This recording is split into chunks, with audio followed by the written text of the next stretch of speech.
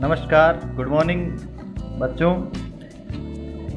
आज हम बहुत ही इम्पोर्टेंट चैप्टर और उसका भी बहुत इम्पोर्टेंट क्वेश्चन जो आपके 6 नंबर का क्वेश्चन बनता है और आता ही आता है, वो प्रश्न लेके आए हैं। आलेखन विधि से दो चरों वाले समीकरण पद को हल करना, है ना। प्रश्नावली 4.1 का ये दूसरा प्रश्न है और ये प्रश्न बहुत इंपॉर्टेंट है, इसलिए मैं इस प्रश्न को आज अच्छी तरह से आपके सामने प्रस्तुत कर रहा हूँ। तो दूसरा क्वेश्चन है, समीकरण युग्म को आलेखीय विधि से हल करें। उसमें दो समीकरण दिए हुए हैं, x + y = 3, 3x - 2y = 4। तो हम इसके ज़्यादा गहराई तक नहीं जाते हुए इस प्रश्न को हल कैसे करना है, इस बात पे हम ध्यान देंगे। तो इसका हल करने के लिए सबसे पहले हम क्या करेंगे, ये दो समीकरण लिए हुए हैं प्रश्नानुसार। हम प्रथम समीकरण लेंगे, x + y = 3, ठीक है। ये लेने पर हम इसमें इसको फर्दर हल करते हैं, आगे हल करते हैं, तो क्या हो जाएगा, x = ये 3 और ये इधर से इधर जाएगा तो -y, x = 3 - y। अब इस के आधार पे हम y का मान रख के और x के मान ज्ञात करते हुए एक सारणी का निर्माण करेंगे, जहां हम यहाँ x है और ये y। इसमें हम 3 पॉइंट ले लेंगे, वो इनफ होंगे। तो अब देखो हम क्या करेंगे, इसको ध्यान में रखते हुए y = यहाँ देखते हैं, देखो ये बहुत आसान है क्योंकि 3 में से y का अपन जो भी मान रखेंगे 1 2 3, उससे आसानी से x का मान ज्ञात आ जाएगा। जैसे 0 रखेंगे तो 3 - 0 क्या हो जाएगा, 3। तो y का मान यदि 0 रख, तो इस तरह से इसमें आसान हो जाएगा। ये तो अपन जल्दी जल्दी लिख लेते हैं। y = 0 रखा हमने, तो x बराबर क्या हो गया, x बराबर क्या हो जाएगा, y = 0 लेने पर x बराबर क्या हो जाएगा, 3 - y की जगह लिखना है 0, तो x बराबर क्या हो गया, 3। तो y क्या लिया था अपन ने, 0, x कितना आया, 3, ये हमने यहाँ डाल दिया। अब वापस हम लिखेंगे y बराबर, हमने लिया 1, तो इससे क्या होगा, x बराबर क्या हो जाएगा, 3 - y की जगह क्या लिखना है, 1, तो x बराबर क्या हो जाएगा, 3 में से 1 गया तो 2, यानी y कितना लिया, 1, तो x कितना आया, 2। y बराबर हमने ले लिया तीसरी बार में 2, है ना, लेने पर y 2 लिया तो क्या हो जाएगा, x = 3 - y की जगह 2, तो आ जाएगा 1। तो अपन ने y कितना लिया, 2, तो x कितना आया, 1। तो ये हमारा पहला समीकरण है, उसकी सारणी हमारे पास तैयार हो गई x और y की। इसी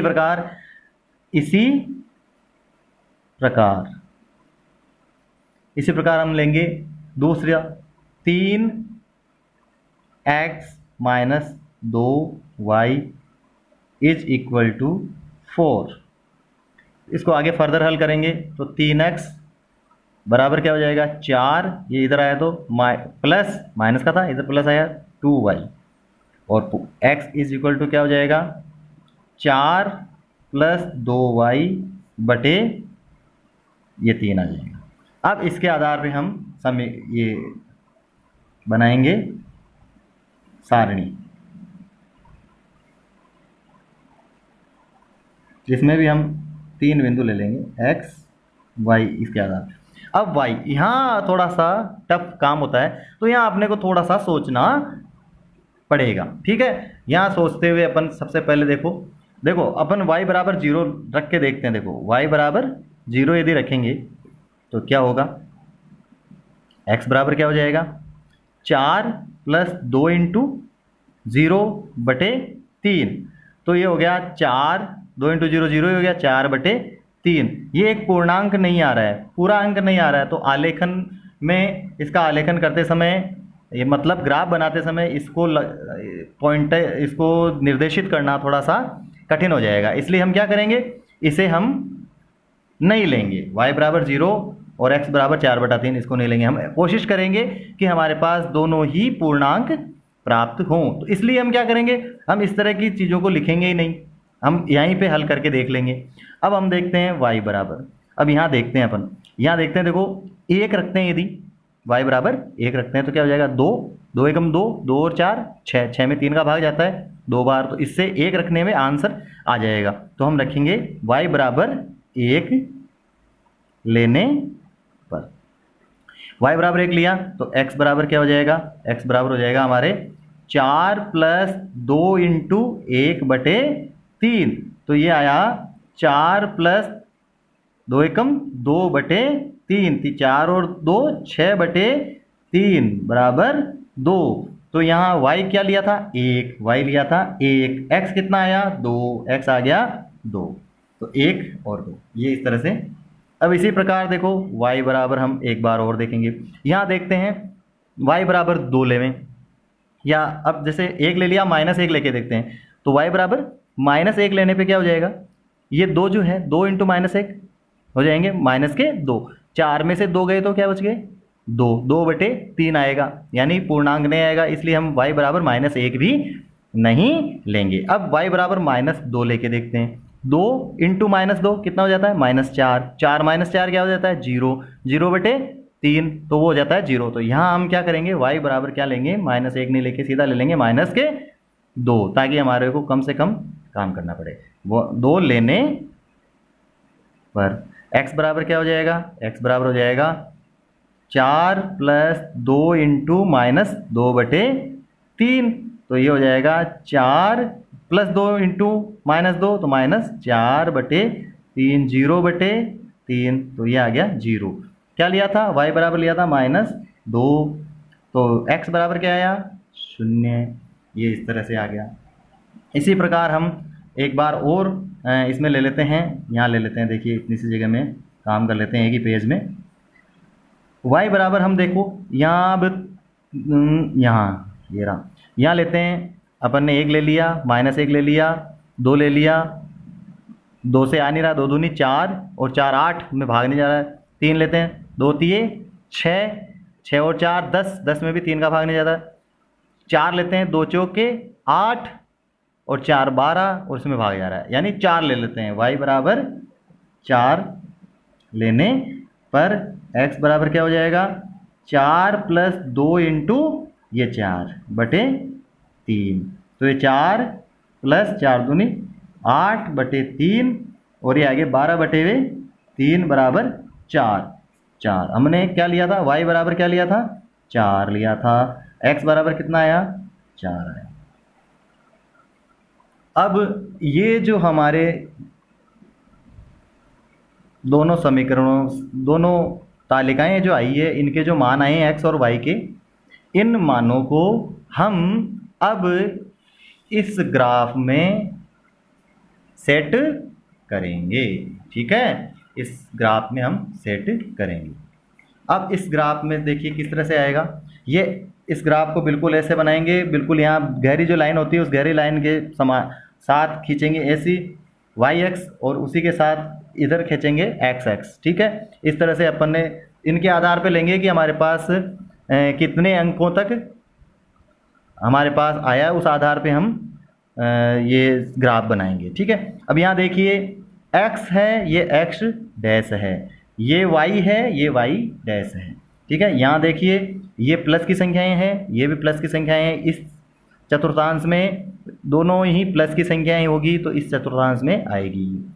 यहाँ ये प्लस की संख्या है, इधर ये माइनस की संख्या है। x को पहले लिखते हैं, x क्या है, प्लस का है, y क्या है, माइनस का, यानी प्लस और माइनस यदि संख्या होगी तो वो यहाँ आएगी, ठीक है। तीसरा, यहाँ x भी माइनस का है और ये y भी माइनस का है, तो दोनों ही माइनस में होगा, x भी माइनस होगा, y भी माइनस होगा, तो वो निर्देशांक यहाँ आएगा। इसी प्रकार ये माइनस का है x और ये y क्या है, प्लस का है, तो यदि माइनस की संख्या, पहले ये संख्या माइनस की होगी, x माइनस का होगा और y किसका होगा, प्लस का, माइनस और प्लस होगा, तो वो जो है वो निर्देशांक यहाँ आएगा। अब हम पहला निर्देशांक देखते हैं अपने उस समीकरण में, तो उसमें आया था 3 और 0। क्या आया था? 3 और 0, ठीक है, 3 and 0 पहले समीकरण में। तो 3, पहला 3 है फिर 0 है, तो x कितना है? 3। तो यहाँ से हम अब 3 और 0 दोनों क्या है? प्लस में है, तो 3 यहाँ से आएंगे, ये 1 2 3 और 0 चढ़ते हैं ऊपर चढ़ेंगे 0, तो 0 ऊपर जाने का है ही नहीं, तो ये 3 और 0 कहाँ आएगा? ये जो है ये है 3 और 0, तो हमने इसको निर्देशित कर दिया 3 and 0। अब दूसरा है 1 2 2 1, दूसरा है 2 1, 1 2 नहीं 2 1, ये अपना 3 and 0। अब है दूसरा है 2 1 समीकरण, आप उसमें देखिए तो आ जाएगा 2 1, तो 2, ये तो 2 है, ठीक है, 2 पहले आया ना, x यानी x 2 है, और y कितना है? 1, तो वो x तो आ गया, ये x पे 2 और y 1, y x पे 1 लाना है, और दोनों प्लस के हैं, इस तरफ तो माइनस का आएगा, ऊपर आएगा प्लस का, तो 1 के लिए जाएंगे, तो ये अपन पहुँचे यहाँ पर। तो ये है निर्देशांक इसका 2 1 का। तीसरा जो है वो है 1 2, है ना, वो दोनों ही प्लस के हैं। एक क्या है? x अपन आगे 1, और y कितना है? 2, तो y की तरफ चले अपन 2 की तरफ, तो ये 2 की तरफ ये आया, ये यहाँ पे 2 है ना, तो ये x का तो ये 1 आ गया और y का ये 2 आ गया, तो ये हमारे पास आया 1 2। यहाँ देखिए 2 1 यहाँ आएगा, 1 2 यहाँ आएगा, ये हमारे पहली जो है समीकरण उसके निर्देशांक आ गए। अब इन निर्देशांकों को हम क्या करेंगे? स्केल की सहायता से मिला देंगे, और ये हमेशा सीधी रेखा में जाएंगे। किस में जाएंगे? बिल्कुल सीधी रेखा में ये विचरण करेंगे, ये इस तरह से बिल्कुल सीधी रेखा में विचरण करेंगे, और ये हमारे पास ये किस समीकरण का आया है? ये आया x plus y is equal to 3, इसके निर्देशांक आए हैं, तो हमने इसको यहाँ निर्देशित कर दिया।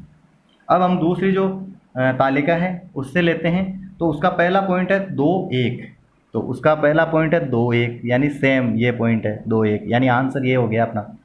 अगला है 0 यानी 0, ये तो 0 आ गया, x का तो 0 आ गया, और -2।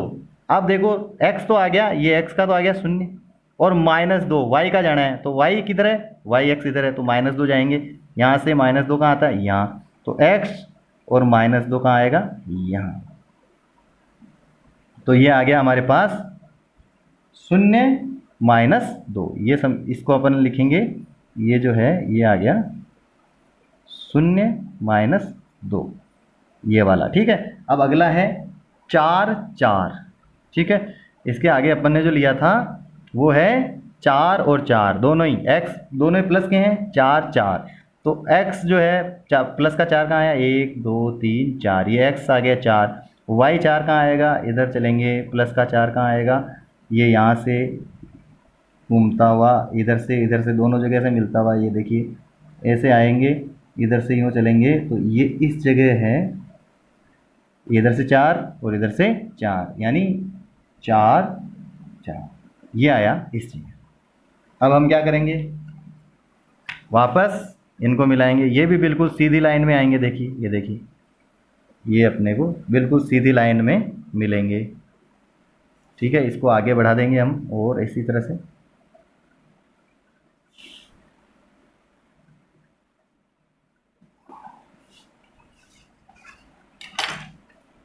ये किस समीकरण का है? ये है 3x - 2y is equal to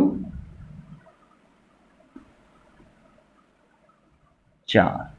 तो अब यहाँ देखिए हमें आंसर का कौन सा मिल रहा है? ये यहाँ दोनों रेखाएं जहाँ कटान बिंदु पे कट करती है, वहाँ जो प्रतिच्छेद करती है वो बिंदु जो होता है वो इनका आंसर होता है। तो यहाँ देखिए x कितना है? 2, तो हल क्या होगा? हल होगा x is equal to 2 and y is equal to 1। ये हमारा इस आलेखीय विधि से इस प्रश्न का हल होगा। x का मान 2 होगा और y का मान 1 होगा। इस प्रकार से हम इस सवाल को हल करते हैं। ये सवाल बड़ा ही इम्पोर्टेंट है, इसलिए मैंने इसको बहुत अच्छा समय दिया है। आप ये इसका भी स्क्रीनशॉट ले सकते हैं। एक बार थोड़ा समय के लिए रखता हूँ इसको इसी जगह। और इस प्रश्न का ये पूरा हल है, इसका भी आप स्क्रीनशॉट ले सकते हैं। पेपर आपके बहुत ही पास हैं, इस हिसाब से मैं वेरी इंपॉर्टेंट क्वेश्चंस जो हैं, ज़्यादा भारांक वाले क्वेश्चंस हैं, उनको आपके सामने प्रस्तुत करूंगा। ये प्रश्न अच्छा प्रश्न है और 100% पुट होता ही है, इसलिए मैंने आपके सामने ये लिखा है आज। तो वीडियो को और चैनल को लाइक सब्सक्राइब करना नहीं भूलें, अपने दोस्तों में भी इसको फैलावें। धन्यवाद। जय हिंद।